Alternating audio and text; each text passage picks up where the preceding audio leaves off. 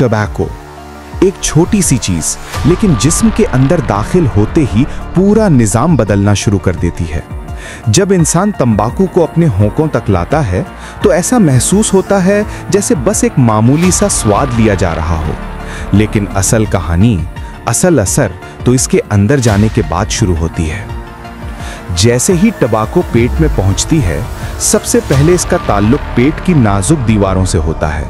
यहाँ इसकी गर्मियत और रसायन अंदरूनी टिश्यूज में हल्की जलन, सूजन और बेआरामी पैदा करते हैं।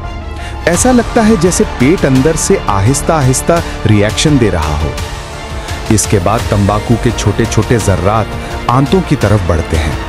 यहाँ मौजूद नर्म विली, जो आमतौर पर ग़िज़ा के फायदेमंद हिस्से जिस्म तक पहुंचाते हैं, अब टबाको के टॉक्सिक पार्टिकल्स को अब्जॉर्ब करने लगते हैं।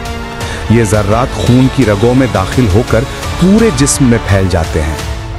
फिर ये असर दिमाग तक पहुंचता है। यहाँ निकोटीन कुछ न्यूरॉन्स की एक्टिविटी को तेज कर देता है और कुछ को कमजोर।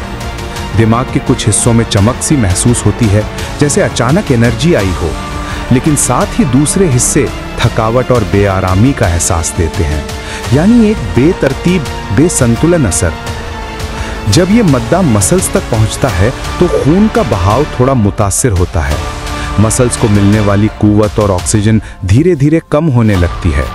इससे जिस्म की एनर्जी मंद पड़ती जाती है, जैसे अंदर की रोशनी धीमी होती जा रही हो। आंतों के माइक्रोबायोम पर इसका असर और साफ नजर आता है। जो सहियत बैक्टीरिया रोजमर्रा के पाचन में मदद करते हैं, वे टबाकू की जहरियत से डिस्टर्ब होकर कमजोर पड़ने लगते हैं।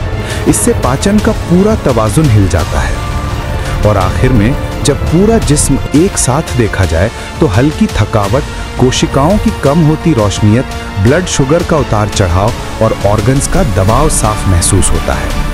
ये पूरा सफर बताता है कि टबाको जिस्म के अंदर कितनी गहरी और सख्त तब्दीलियां पैदा करता है।